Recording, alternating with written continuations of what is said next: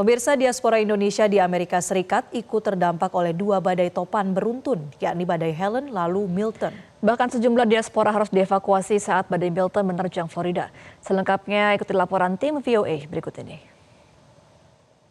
Baru mulai pulih dari badai Helen, warga di Amerika Serikat bagian tenggara kembali menghadapi badai baru Milton yang baru menghantam Florida sebagai hurricane kategori 3 berkecepatan angin 205 km per jam. The storm was significant, but thankfully this was not the worst case scenario. The storm did weaken before landfall, and the storm surge, as initially reported, has not been as significant overall as what was observed for Hurricane Helene. Saat menerjang Florida, Helene masuk kategori 4, lebih parah dibandingkan Milton. Tapi tetap saja perintah evakuasi diberlakukan bagi wilayah yang terdampak. Diaspora Indonesia termasuk di antara yang mendapat perintah evakuasi. Di zoning E itu dimandatori harus evacuation.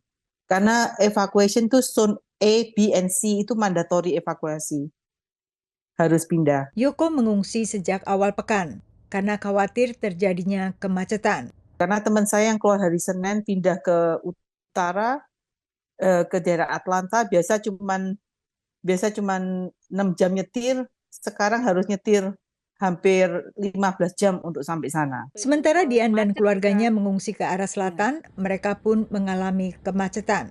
Biasanya 3 jam ke sini, tapi kemarin karena macet jadi kita 4 jam lebih sampai di sini. Dian dan keluarganya tinggal di Tampa, salah satu wilayah yang juga berada di jalur badai Milton. Begitu tiba di kota Stuart, dekat West Palm Beach, wilayah ini dilanda tornado dan angin puting beliung bawaan Milton. Saya merasa khawatir sekali dan panik karena saya ada anak 2 yang saya khawatirkan anak-anak saya ini. Jadi makanya kita pergi. Kalau rumah umpamanya kena rumah nggak apa-apa, yang penting orangnya selamat. Hingga Rabu malam waktu Florida, lebih dari 130 peringatan tornado dikeluarkan di Florida. Florida dan negara bagian sekitar, warganya memang umumnya terbiasa dengan adanya badai kuat yang disebut hurricane atau topan. Dan musim badai Atlantik ini berlangsung mulai Juli dengan badai-badai terkuat, biasanya terjadi mulai pertengahan Agustus.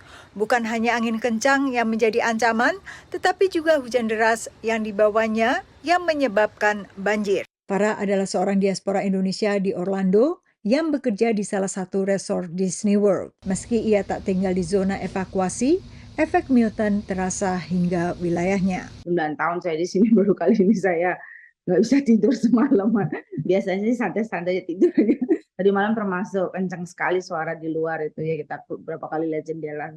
Terus kita tidurnya di ruang tengah yang ada kebetulan nggak ada jendelanya gitu. Florida masuk wilayah kerja KJRI Houston yang telah memantau perkembangan badai sejak topan Helen. Dari Alexandria, Virginia, Yuni Salim dan Karlina Amkas dan tim VOA. Jelajahi cara baru mendapatkan informasi. Download Metro TV Extend sekarang.